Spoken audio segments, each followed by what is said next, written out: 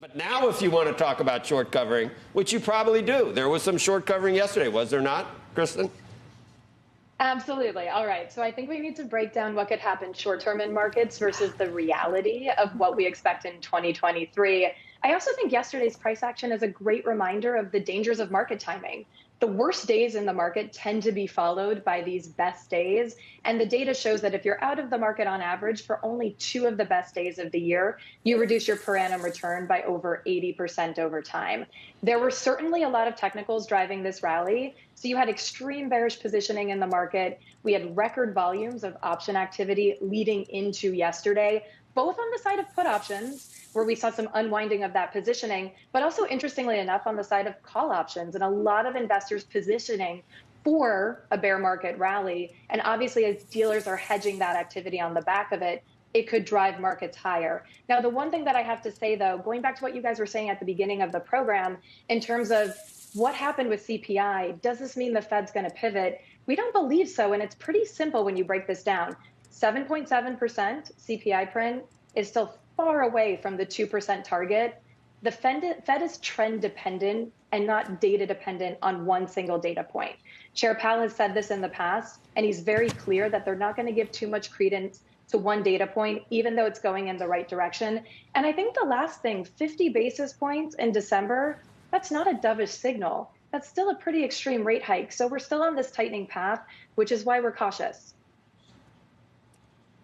Would you like to go on? We'd like to give you the time. She still didn't. You didn't talk about short covering enough for me, Kristen, to show that you really are allowed to talk as much as you want about short covering, and no one tells us anything that we're supposed to talk about. Anytime anyone is hedging or you take a bearish view on the market, and that can be a broad-based bearish view, right? So when we're talking about peak bearish sentiment and positioning, that's actually people taking gains on some of those positions, right? And being able to unwind those positions. Chris, there's one point there. So admittedly, 50 still, you're still in hiking mode, but it's not 75. Why would a 25 basis point difference? In other words, people were, yesterday, they were probably, people that thought 50 probably were emboldened by what they saw, that it will be 50, not 75. So we're only talking about 25 basis point difference, but it still resulted in 1,200 points. So I know it's still tightening, but someone saw something yesterday that certainly got their juices flowing, their bullish juices flowing.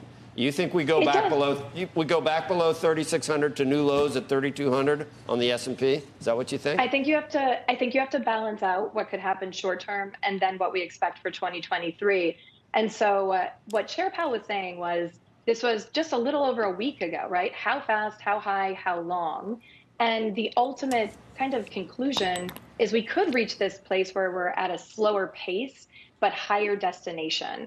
And so his whole, there's 2 kind of key data points here. One is inflation, the other is employment. And as long as we have the employment data that continues to come through strong, which, by the way, we think the Fed is undershooting when it comes to the unemployment that we would expect to see in 2023. They're forecasting something around 4.4%. We think that could actually reach in excess of 5, closer to 5.25. And so until we see some of that data come through and break, we're not really going to see a Fed pivot or even potentially a pause.